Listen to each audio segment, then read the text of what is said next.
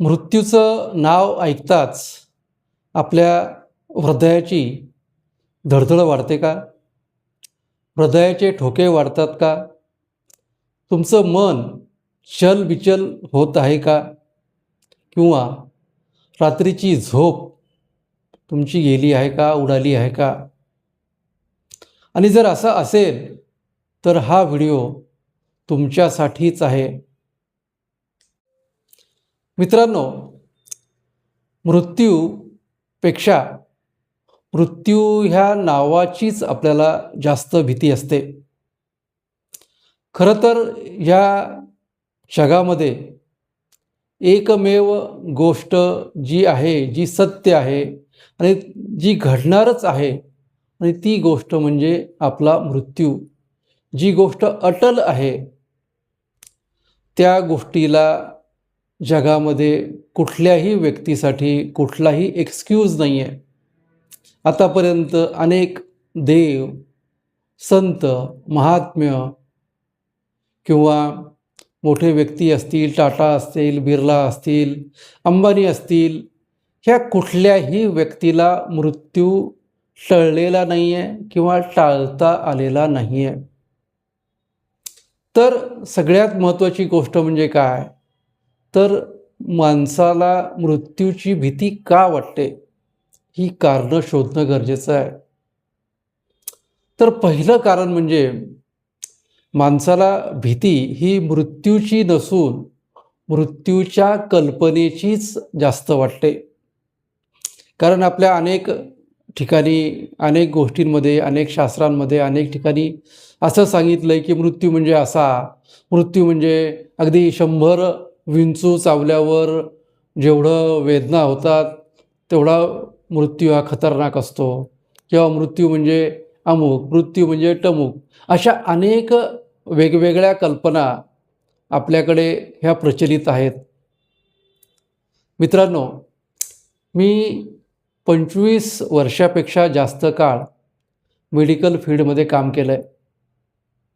आणि या फील्डमध्ये काम करत असताना अनेक लोकांची, अनेक पेशंटचं जीव वाचवण्यामध्ये आमचा कुठेतरी खारीचा वाटा हा राहिलेला आहे. परंतु दुर्दैवाने त्या शेकडो हजारो व्यक्तींमध्ये काही व्यक्ती असेही होते की ज्यांना खूप प्रयत्न करून देखील आपण वाचवू शकत नाही. आणि अशा वेळी अशा अनेक लोकांची मृत्यू ही आपल्या डोळ्यादेखत झालेली असतात. आणि ते मृत्यू बघत असताना, त्यांच्या डोळ्याकडे बघत असताना एक गोष्ट प्रकर्षाने जाणवते, आणि ती गोष्ट म्हणजे त्यांच्या मनामध्ये मृत्यूची भीती नसते. मरते वेळेला, प्राण सोडते वेळेला त्या व्यक्तींच्या मनामध्ये मृत्यूची भीती नसते. तर त्यांच्या डोळ्यातून जो भाव दिसतो तो भाव म्हणजे मी माझ्या प्रिय व्यक्तींना सोडून चाललो आहे. ती प्रिय व्यक्ती मला परत कधीही दिसणार नाही आहे. त्या प्रिय व्यक्तींबरोबर मला माझे क्षण हे जगायचे राहून गेलेत. मी आयुष्य हे जगूच शकलो नाही. मला जर आणखी 10 वर्ष मिळाले असते, 20 वर्ष मिळाले असते, तर मी असं आयुष्य जगलो असतो, तसं आयुष्य जगलो असतो. परंतु मित्रांनो, ह्या सगळ्या गोष्टी तेव्हाच समजतात ज्यावेळी आपलं आयुष्य हे संपायला आलेलं असतं. आणि त्यामुळे सगळ्यात महत्त्वाची गोष्ट, जो क्षण परमेश्वराने तुम्हाला दिला आहे तो पुरेपूर जगायला शिका. कोणाविषयी तुमच्या मनामध्ये काही वाईट भावना असतील, काही वैर असेल, दुश्मनी असेल, कुत्सितपणा असेल, त्या सगळ्या लोकांना माफ करायला शिका. कारण जर तुमचं आयुष्य तुम्ही पुरेपूर जगलात तर तुम्हाला मरणाची भीती कधीही वाटणार नाही आहे. कारण मरणाची भीती म्हणजेच तुम्ही आयुष्य जगू नाही शकला. परत एकदा ऐका, तुम्ही जे काही तुम्हाला मिळालेलं आयुष्य जगू नाही शकला याची खंत म्हणजेच मृत्यूची भीती. आणि म्हणून मेडिकल फील्डमध्ये काम करत असताना अनेक त्याच्यामध्ये लहान मुलं असतील, कॉलेजचे तरुण तरुणी असतील, म्हातारे असतील, वयस्कर असतील, नुकतेच लग्न झालेले असतील, त्या प्रत्येकांचा मृत्यू होताना त्यांच्या त्या थिजलेल्या डोळ्यामध्ये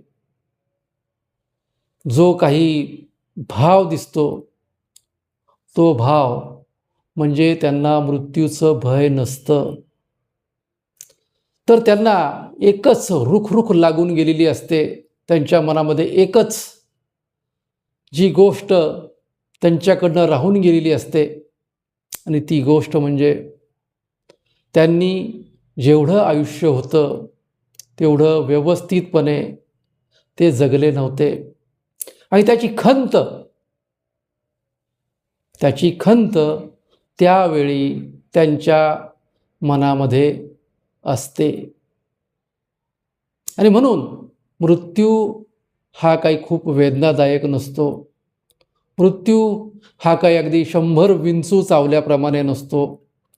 तर मृत्यू ही एक नैसर्गिक प्रक्रिया आहे.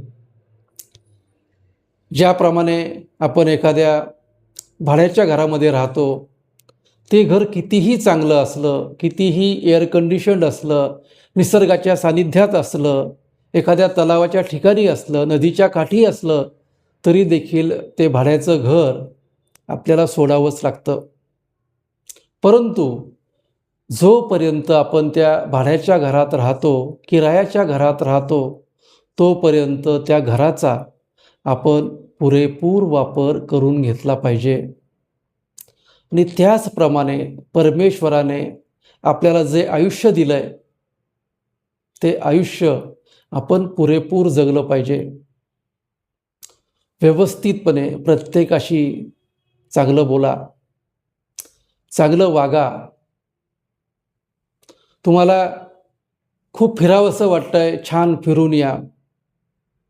तुम्हाला काही चित्र काढावीशी वाटत आहेत, तुम्हाला कुठले कलागुण जोपावेसे वाटत आहेत, ते पूर्णपणे जोपासून घ्या. आयुष्यातला प्रत्येक क्षण एन्जॉय करा.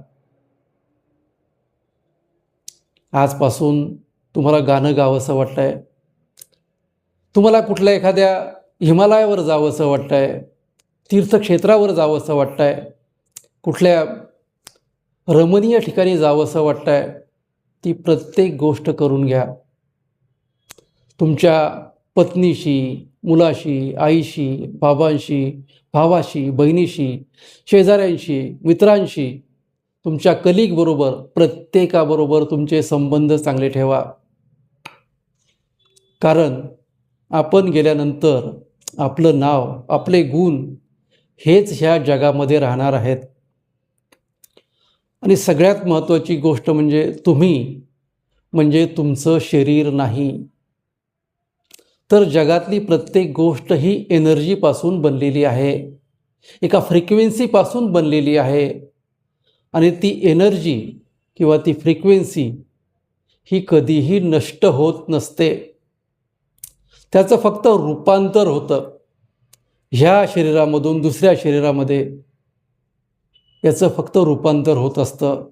तुमचा आत्मा हा कायम अमर असतो. आणि त्यामुळे तुम्हाला मरणाची कुठल्याही प्रकारची भीती वाटता कामा नये. कारण तुम्ही म्हणजे तुमचं फक्त शरीर हे सोडत असता, परंतु तुमचा आत्मा, तुमच्या मेमरीज ह्या कायम तुमच्याबरोबर असतात. आणि सगळ्यात महत्त्वाची गोष्ट, तुम्ही आपल्या हिंदू शास्त्राप्रमाणे पुनर्जन्म हा सांगितलेला आहे. आणि दुसरी गोष्ट ही सांगितलेली आहे की नर अगर करणी करे सो नर का नारायण बन जाय. म्हणजे तुम्ही कामच असं करा की परमेश्वराने परत तुम्हाला ते काम करण्यासाठी ह्या पृथ्वीवर पाठवलं पाहिजे. त्या परमेश्वराकडे, त्या युनिवर्सकडे एक तरी कारण असं असायला हवं की नाही, याला, ह्या व्यक्तीला, ह्या आत्म्याला, ह्या एनर्जीला मला परत पृथ्वीवर पाठवायचं आहे. आणि म्हणून काम असं करा की लोकांबरोबरच त्या परमेश्वराला देखील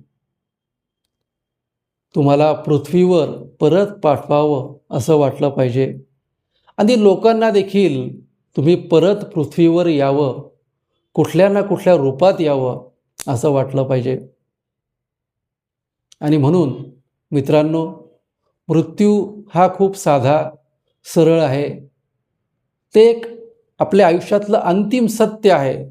त्यामुळे त्याला न घाबरता परमेश्वराने दिलेल्या प्रत्येक श्वासाचं रूपांतर हे आनंदामध्ये करा.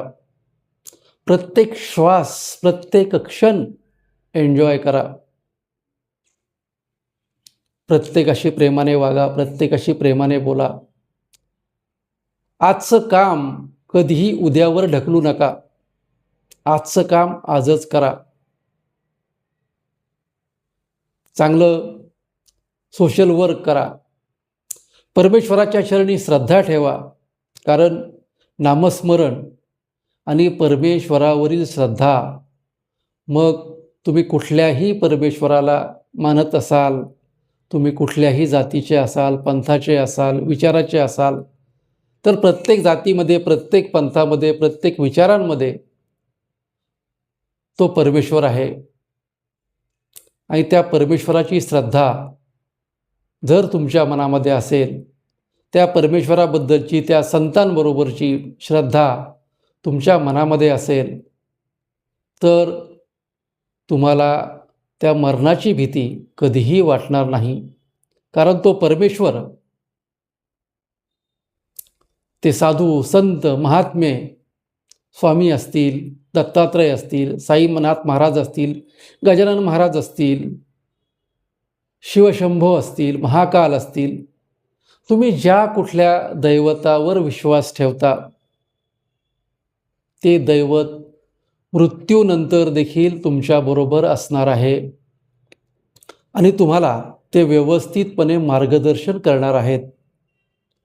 आणि त्याचबरोबर आपले जे काही नातेवाईक असतील, आपले आप्तेष्ट असतील, जे यापूर्वीच परमेश्वराकडे गेलेले आहेत, स्वर्गवासी झालेले आहेत, ते देखील काही वेळेला आपल्याला मार्गदर्शन करत असतात.